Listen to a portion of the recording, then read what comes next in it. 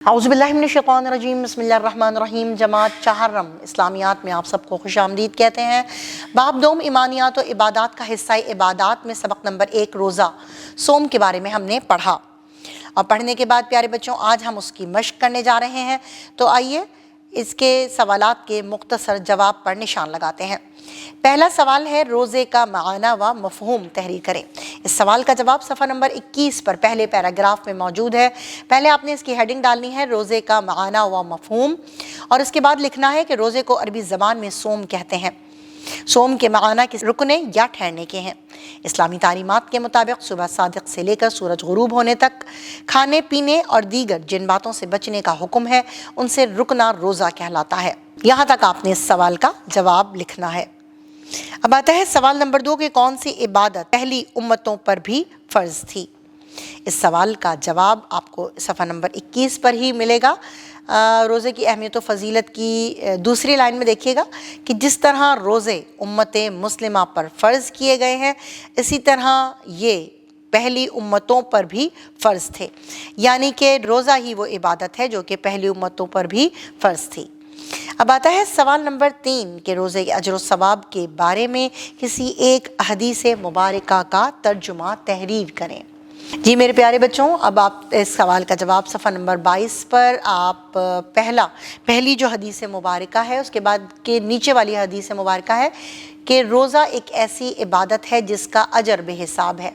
रसूल करीम ख़ातमुन नबीयीन सल्लल्लाहु अलैहि व अला आलिहि व अस्हाबिहि वसल्लम ने फरमाया, अल्लाह पाक फरमाता है कि इंसान का हर नेक अमल खुद उसी के लिए है सिवाय रोज़े के, ये ख़ास मेरे लिए है और मैं ही इसका बदला दूंगा। ये एक हदीस मुबारका का तर्जुमा है जो आपने तहरीर करना है। अब आते हैं सवाल नंबर 4 की तरफ कि रोज़े रखने के कोई से 2 फ़वाइद तहरीर करें। तो सफ़ा नंबर 22 पर रोज़े के फ़वाइद मौजूद हैं, 7 फ़वाइद मौजूद हैं जिनमें से कोई भी आप 2 लिख लीजिएगा। मैंने जो 2 सेलेक्ट किए हैं वो ये है कि रोज़ा रखने से अल्लाह ताला की रज़ा और क़ुर्ब हासिल होता है और रोज़ा इंसान में परहेज़गारी पैदा करता है। सवाल नंबर 5 नबी करीम ख़ातमुन नबीयीन सल्लल्लाहु अलैहि व अला आलिहि व अस्हाबिहि वसल्लम कब एतकाफ़ किया करते थे। इस सवाल का जवाब सफ़ा नंबर 23 पर दूसरे पैराग्राफ में मौजूद है। एतकाफ़ की हेडिंग आपने डालनी है कि रमज़ानुल मुबारक की एक और ख़ास इबादत एतकाफ़ है। आप ख़ातमुन नबीयीन सल्लल्लाहु अलैहि व अला आलिहि व अस्हाबिहि वसल्लम रमज़ानुल मुबारक के आखिरी अशरे में हर साल एतकाफ़ किया करते थे। यहाँ तक आपने इसका जवाब जो है वो तहरीर करना है। अब आते हैं नंबर 2 की तरफ कि जिसमें दुरुस्त अल्फाज का इंतखाब करके खाली जगह पर करनी है। पहला है रोज़ा दीन इस्लाम का डैश रुकन है बुनियादी। नंबर 2 रोज़ा हर आकिल और बालिग मुसलमान मर्द और औरत पर डैश है फ़र्ज़ है। नंबर 3 नमाज डैश में मुकम्मल कुरान मजीद सुनने की सआदत हासिल की जाती है तरावी नमाज तरावी में। नंबर 4 रोज़ा रखने से रोज़ेदार के पिछले तमाम डैश माफ़ हो जाते हैं गुनाह।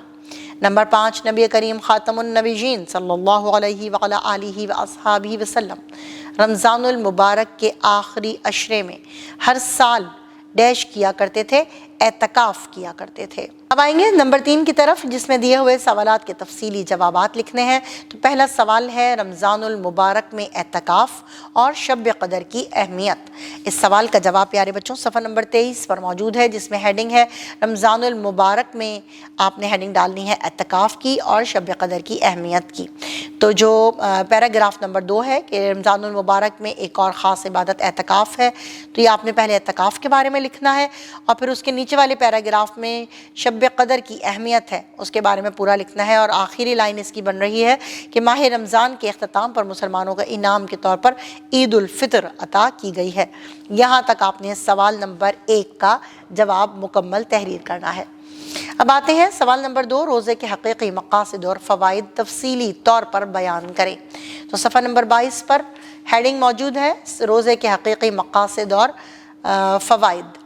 ये आपने मुकम्मल तौर पर बयान करने हैं। 7 तकरीबन फ़वाइद हैं जो यहाँ पर दर्ज हैं, वो आपने रोज़ा रखने के हक़ीक़ी मक़ासिद और फ़वाइद से लेकर रोज़ेदार के दिल में गरीबों से हमदर्दी का जज्बा पैदा होता है, यहाँ तक इस लॉन्ग क्वेश्चन नंबर 2 का आंसर है। अब आते हैं ज़हनी आजमाइश की तरफ। तो ज़हनी आजमाइश आपकी है कि रोज़ा किन पहलुओं से इंसान की तरबियत करता है। اور تحقیق کیا آپ کیا رمضان المبارک کے علاوہ دیگر اسلامی مہینوں میں بھی نفلی عبادت کے طور پر روزے رکھے جا سکتے ہیں؟ تو جی ہاں، روزے رکھے جا سکتے ہیں نفلی عبادت کے طور پر۔ اب آتا ہے سرگرمیاں برائے طلبہ، تو روزے کی فضیلت کے بارے میں حدیث نبوی صلی اللہ علیہ وآلہ وصحبہ وسلم کا خوبصورت چارٹ بنائیں۔ شب قدر کی اہمیت کے موضوع پر تقریر تیار کر کے جماعت میں پیش کریں۔ اپنے استاد محترم کی موجودگی میں روزے کے فوائد کے موضوع پر مذاکرہ کریں۔ ماہ رمضان المبارک آپ کس طرح گزارتے ہیں؟ آپ نیکی کے کون کون سے کام کرتے ہیں؟ ماہ رمضان میں اپنی مصروفیات چند سطروں میں تحریر کریں اور جماعت میں پڑھ کر سنائیں۔ رہنمائی ستزہ ہے کہ ماہ رمضان المبارک کے روزے رکھنے کی اہمیت اور فضیلت کے حوالے سے طلبہ کو اسمبلی میں آگاہ کریں۔ طلبہ کو روزے رکھنے کے چند احکام و آداب بتائیں۔ جی میرے پیارے بچوں، آپ نے اس مشق کو حل کیا اور جانا روزے کے فوائد کے بارے میں، بہت ساری مثبت تبدیلیوں کے بارے میں جو آپ کو صرف روزہ رکھ کے حاصل ہو سکتی ہیں۔ اور کیونکہ آپ کو پتہ چل گیا ہے کہ روزہ ہر عاقل بالغ مرد عورت مسلمان پر فرض ہے، تو آپ ضرور کوشش کیجیے گا کہ آپ رمضان المبارک کے روزے رکھیں اور سحری و افطاری بھی کریں۔ تو جی اسی مزیدار بات کے ساتھ اپنے سبق کا اختتام کرتے ہیں، ملتے ہیں نئے سبق میں، تب تک کے لیے اللہ حافظ۔